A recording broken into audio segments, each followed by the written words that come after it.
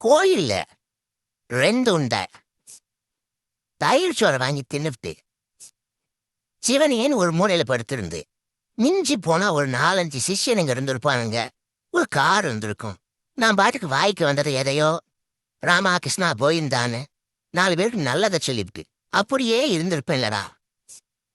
என்னைய போய் அடி அடி அடின்னு அடிச்சா நான் என்னதான் பண்ணுவேன்?